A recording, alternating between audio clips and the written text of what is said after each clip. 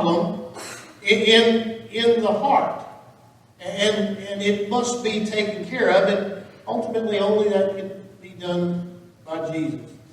So Jesus here, in these verses, he tells a simple parable. And he tells a simple parable about bearing fruit. He says, good trees bear good fruit, and bad trees bear worthless fruit. Now this is a simple thing everybody can know. You know, I mean, if his disciples were sitting there and they heard him say that, they might say, well, you know, duh. In my day growing up, the phrase was duh. Well, duh, you know. Jesus says, you know, a good tree produces good fruit, and a bad tree produces worthless fruit. Well, duh, Jesus. You know, I mean, we know that. What's the point you're making? Well, the point that he's making is it's the condition of the heart that determines what fruit you produce. Either good fruit or worthless fruit. Good fruit or bad fruit. Because good fruit doesn't come from a bad tree any more than good fruit of a person's life comes from a bad heart.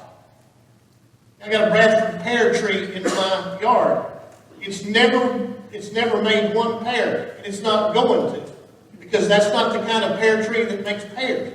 It makes a shade tree until the wind comes by and then snaps off limbs, and that's an whole other story. But it's not ever going to bear pears because it's not that kind of tree. We try to get fruit in our life with a bad heart, and we don't understand why our life isn't producing fruit and we're not growing to look like Jesus. It's because we've got a heart problem. And we want to fix the symptoms instead of the cause. All the things in our life that we think are going wrong, that's what we want to try to fix. You can't fix everything going on in your life until you fix the cause, and the cause is the heart. That's what Jesus said. When we talk about the heart, what does that even mean? I mean, I think sometimes we got to define what we're even talking about when we talk about the heart. In our world, in our society today, if I say something about the heart, most people think I'm talking about some organ that pumps blood to the tissue of my body. But when Jesus talks about the heart, he's talking about more of a spiritual concept than the physical organ in your body. To the ancients, the heart was the seat of the intellect, your thought, your reasoning. It was the center of human life. It was the center of feelings and emotions. The heart was that part of you that makes you, you. And even that, we get kind of confused. What do you mean by that? Most importantly, the heart is the sphere of God's influence in human life. When God goes to work on you, he's going to work on your heart. Not the physical organ that pumps blood, but that part of you that makes you, you. It has to do with your intellect. It has to do with your emotions. That deep part of you that makes you who you are, that's where God is going to work. Because that's the problem in our life. Because it's marred, as sinners, the heart is marred by sin. It's kind of an elusive concept to grab a hold of. It's not the mind, but it touches the mind. The heart is not the soul, and yet it touches the soul. It's not the spirit, and yet it touches the spirit. You got to be careful with the heart. Because there's a problem with the heart. The heart is marred by sin. The Bible tells us we can't trust it.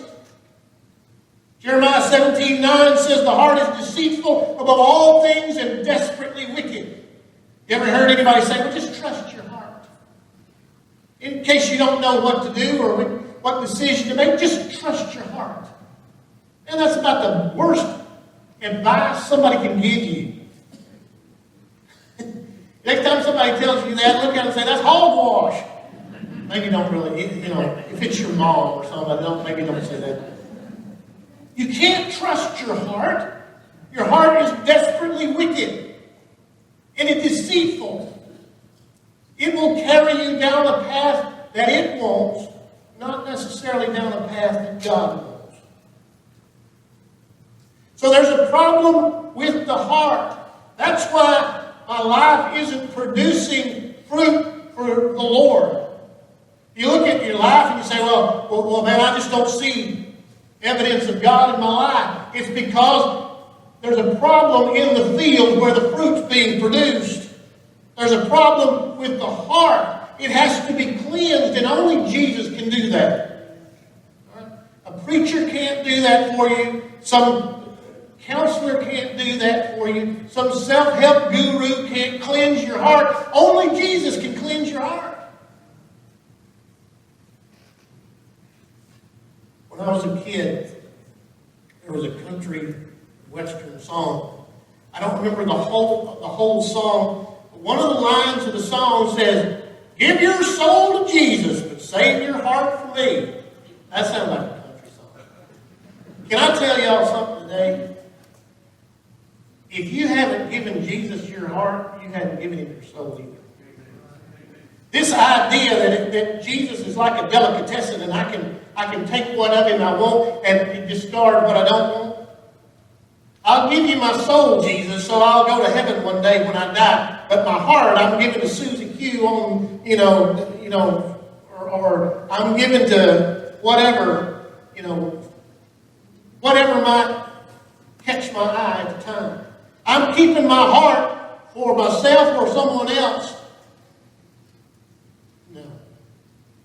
It's a package deal. You give your heart and your soul to Jesus, or you haven't given him anything. You can't come to Jesus and say, well, I'm going to give you my soul, take it or leave it. And guess what? He's going to leave it. Your heart must be cleansed. Then Jesus would say this: our heart must be guarded. Our heart must be guarded. You say, well, I've trusted Jesus as my Savior. And I've given him my heart, but I still feel like, I'm getting more of the bad fruit in my life than the good fruit in my life. Okay, are you keeping guard on your heart? In Proverbs chapter 4, verse 23, we're told this: keep your heart. In other words, guard your heart with all diligence, for out of it spring the issues of life. In other words, all of life, good or bad, comes from the heart. Whatever's in the heart, that's what your life's going to look like. You got good things in your heart. You got Jesus. You got the things of God in your heart. Good things are going to come out and to be expressed in your life. You let bad things get in your heart, then bad things are going to express themselves in your life. What are you letting in your heart is the question. So Jesus gives this basic principle. You don't get figs from a thorn bush, he said. I mean, and again, his disciples would have said, well, sure, we know that, Jesus. That makes sense. So his point is this: why are you expecting to get good things and good fruit from your life when you're pouring bad things into your heart? Those two won't go together. And he says there's two evidences of what's in your heart. In other words, you say, well, preacher, how am I supposed to know what's in my heart?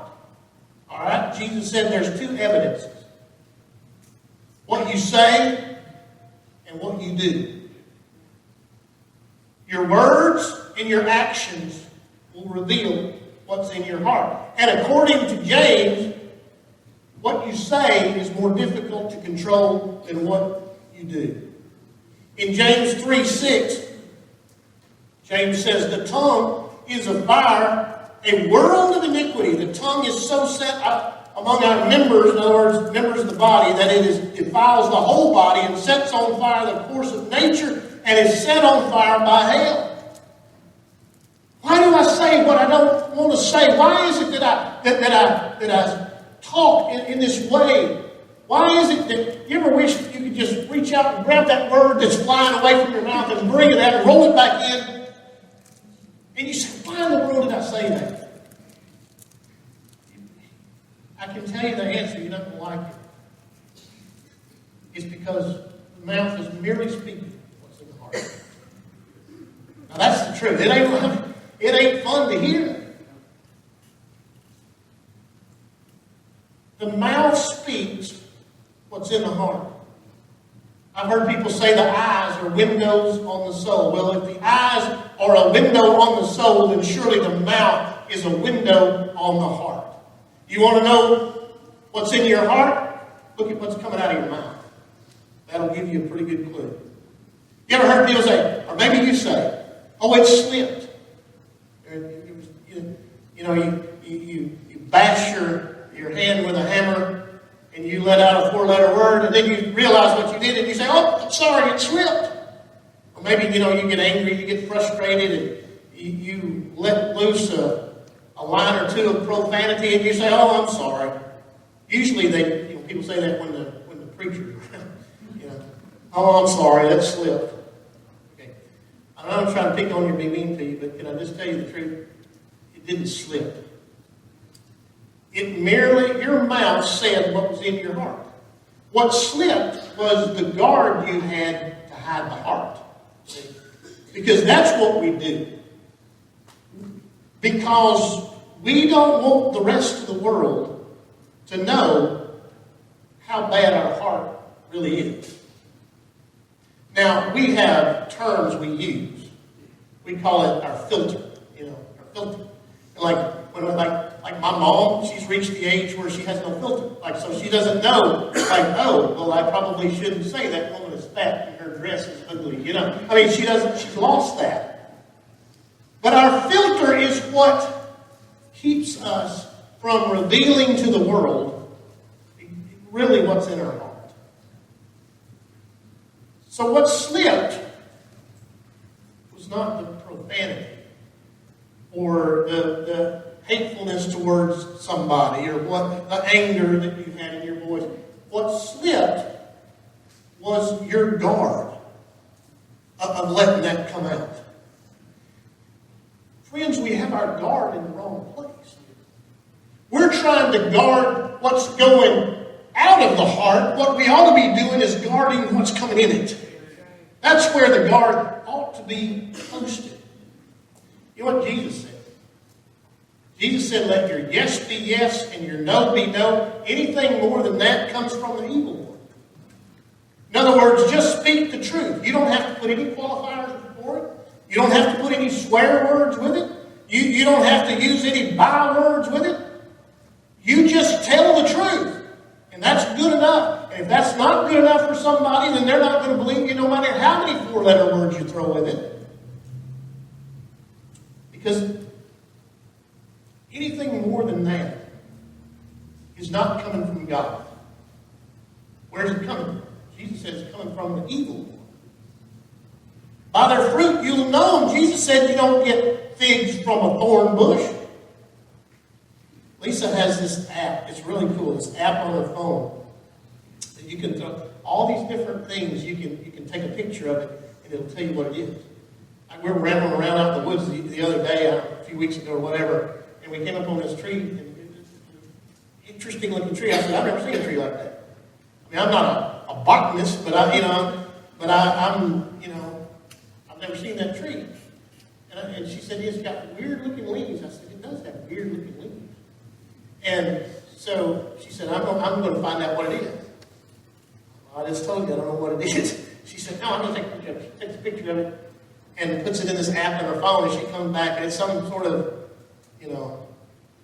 silver holly, holy oak, I don't know what, she had some name of it. She could tell me exactly what it is, just from the leaf. I'm like, that's amazing. How can you do that? Well, every tree has a specific leaf. Every tree has a specific fruit. So if you can get what the tree is producing, you can tell you what kind of tree it is. That's the same point Jesus is making. If you look at somebody's life and the fruit that it's producing, you can tell what kind of person that is. Either they're following the Lord or they're following the devil. Either their life is characterized by God or is characterized by the devil. That's the only two options, by the way. I've heard people say, well, I ain't got nothing against God. I'm neutral towards God. No, you ain't. There's no neutral towards God. You're either for Him or against Him. You're with Him or you're not. That's the only two options. So we have to guard our mind. Now, what you let into your heart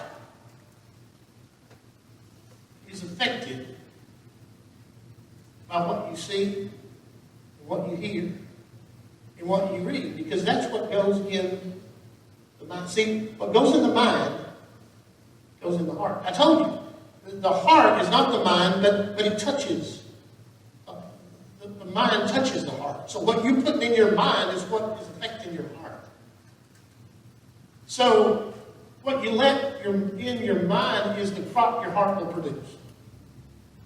So the seeds that are planted in the mind, they're planted by our eyes and by our ears.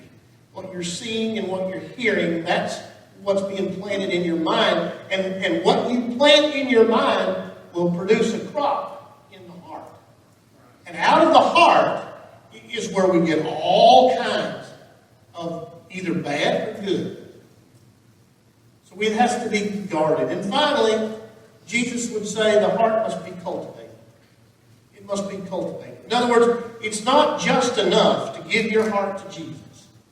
It's not just enough to try to keep the bad out of there. You must be constantly filling your heart with the things of the Lord if you're going to grow a good crop of fruit for the Lord. Now, how do you do that? Well, remember, it's tied into the mind. Romans 12:2, the Apostle Paul says, be not conformed to this world, but be transformed by the renewing of your mind. In verse 45 of the verses that we read, Jesus said, a good man produces good things from the treasure of his heart. He brings forth, that's what the word literally means, to bring forth. He brings forth out of his treasure. He's got the treasure stored in his heart. And the surplus, the overflow is what comes out in what he says and in what he does. Now, if whatever you've got your heart filled with, that's what's going to come out. Whether it's good or bad. You ever heard people talk about somebody and they talk about, oh, well, I just don't care much about being around old Joe anymore. Oh, really? No, since he got saved, all he wants to do is talk about Jesus. Okay, the man's heart is full of Jesus. What do you expect him to talk about? My question is, what do you talk about? That's what I want to. Not what's old Joe talking about. He's doing a good job. What are you talking about that it bothers you so that Joe wants to talk about Jesus? People kill me. People come in. I've had people come to me. Women come to me, oh, preacher, I'm just worried about my husband. Oh, really? Yeah, I'm worried about my husband. I just want to make sure that when he died, he just got diagnosed with cancer. And I just want to make sure that when he dies, he's going to heaven. Okay, well, does he know the Lord? Well, I don't know. What do you mean you don't know? Well, we've never talked about it. How long have you been married? Well, 40 years. You've been married 40 years? And Jesus is supposed to be the most important thing in your life, and you're telling me that this man that you share the closest human intimacy on this planet with, you've not one time talked about Jesus, who's supposed to be the most important person in your life? Lady, I'm not worried about your husband only. I'm worried about your heart as well. You're going to talk about what's in your heart. If you've gone 40 years and you've never talked about Jesus with the one who's supposed to be closer to you than anybody else in the whole world, there's a problem. There's not just a problem with him, there's a problem with you. I'm not fussing at you. I love you. I'm telling you that you got a heart problem. And no counselor can fix it. No preacher can fix it. No self-help book can fix it. Jesus has got to fix it. Jesus in Matthew chapter 15, verse 11 says it's not what goes in the mouth that defiles it, it's what comes out. The Pharisees were getting on him about eating food without washing his hands, ceremonially washing his hands. He said, it's not what's going in my body that's the problem. That's our problem. He said, it's what comes out of the body that's going to be your problem. Well, yeah, because what comes out of the body is what we're putting in the heart. So if bad stuff is coming out of, as far as words and actions in my life, it's because my heart is bad. In Matthew chapter 5, verse 29 and 30, Jesus is speaking in hyperboles here. And he says, if your right eye causes you to sin, pluck it out. If your right hand causes you to sin, cut it off. He said, man, that's pretty harsh. Man, I'd hate to have to pluck my eye out or cut my arm off. Okay, here's what Jesus is saying. Whatever is the problem that's keeping you from being able to serve God, get rid of it. Fix it. Fix it. If there's a part of your body that's causing you from being able to serve God, fix it. Now, the problem is not your eye. You can poke your eye out. That's not going to fix the problem. Because the problem isn't your eye, it's your heart. You can go cut your hand off, and if you don't bleed to death, you're still not going to fix the problem. Because the problem is not your hand, the problem is your heart. Our problem is we want to fix the symptom rather than the cause. That's our real problem. Everybody wants to fix the symptom and not the cause. And it's ridiculous. I mean, think about it. If you went to the doctor and you sit down in his little exam room and he comes in and he says, well, what can I do for you today? And you say, well, doc, I've been having some problems. You know, my feet are swelling. My left arm is going numb. I break out of these cold sweats and I get really short of breath. So here's what I want you to do, doc. I want you to write me a prescription. I want you to write me about 3 or 4 prescriptions. I want you to write me one to make my feet quit swelling. And I want you to write one that'll make my arm quit going to sleep on me. And then if you could write me a prescription for some kind of machine that will help me breathe better. And by the way, if there's some product that they've got that will keep me from sweating, I'd be fine. Just go ahead and call those prescriptions into my pharmacy and we'll be good. What's he going to say to me? Before we do any of that, I'm going to schedule you for an EKG and a heart cath because you got something far more serious going on than sweats and swelling feet and numb arms and shortness of breath. Sounds like you got a heart problem. All right, well, we do the same thing. We want to fix the symptoms. Preacher, I just need you to pray for me. My marriage is falling apart. My kid, pray for me in my relationship with my parents or my relationship with my kids, or pray for me. I've got this going on or that going on. Okay. Before we get to the symptoms, let's deal with cause. Because that's where that's the heart of the problem. No pun intended. We want, as Christians, we usually want to fix the symptom rather than the cause. And what's the doctor's prescription? More Jesus. Sounds simple. What's Dr. Jesus' symptom? What's his prescription? Lord, I got all this stuff going on in my life. My whole life seems to be spinning out of control. What do I Now you can hear some preacher on, televangelist on TV, and he'll tell you, oh, if you just have enough faith, you can fix all these things. You can fix your marriage and your kids and fix your husband in 5 easy lessons, and you can do all this stuff. He's going to sign up for that class. But I'm not going to do that to you. See, because I love you. I don't want to lie to you. I want to tell you the real fix for the whole thing. It is Jesus. Went to the eye doctor the other day. I said, hey, I've got this dry eye thing going on. And I tried some of these drops one time. And, they're prescription drugs and, prescription drops and all this. And some of them worked, some of them didn't, some of them gave me a headache and all that. He looked at me and said, hey, you don't need all that. I said, what? No, I want you to write me a prescription. No, you don't need all that. He said, you just need to better clean your eyelids. That's what he told me. He said, just get this little cloth and just clean your eyelids every morning, and you won't need any problems. He said, let's fix the cause rather than just treat the symptom. Makes sense. That's what Jesus is saying here. You're worried about fixing the symptoms. Jesus said, let's get at the cause. When I was in seminary, I had a job working in the maintenance department at the seminary.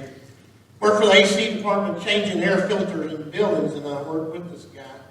He was a student as well. He was in the counseling program, which that's good. I think that's a good thing. But he was one of these guys, a little bit cocky, a little bit arrogant. I'm the fixer. So someone comes to me, I'm going to regale them with my wisdom, and I'm going to fix their problem for them, while I look down my noses and, that kind of thing. And, and he's mouthing on all the time. You ever roll around in a truck all day long with somebody that just never shuts up, So finally, my heart is going to come out sooner or later. So I said, I think most of the problems with the world today, it goes back to sin. I said, either that person's sin or someone else's sin that's affecting them. Not every problem, but most problems go back to sin. And I said that the solution to that is more Jesus. He looked at me and kind of looked down his nose at me in a condescending way, and he said, well, I'll be honest with you. I think when someone comes to you and they tell you that they have a problem and you just tell them that they need more Jesus, that's just a cop-out. Well, that was 30 years ago. I've been a pastor a long time. I've talked to a lot of people with a lot of problems. You know what? I really hadn't changed my opinion about it. I really hadn't changed my opinion. Most of the problems that come to me stem from sin. Either that person's sin or someone else in their life is sinning and it's affecting them. Not everyone. I'm not saying every problem,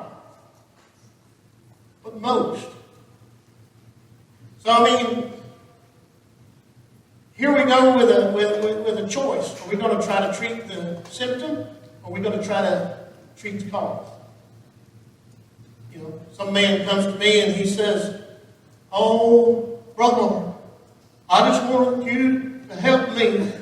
I have this problem with my mouth, and I just let these four-letter words slip. I don't mean to. It just happens. And man, I get excited and I get angry or frustrated or whatever, and man, I just let them fly, and I just can't help it. I need you to help me and pray for me and help me somehow control my mouth. Okay, I can give you pointers on how to clean up your language, but you realize your problem is not your mouth, your problem is your heart. You come to me and you say, Brother Mark, I just have this problem with my eyes. I look at things that I really shouldn't look at.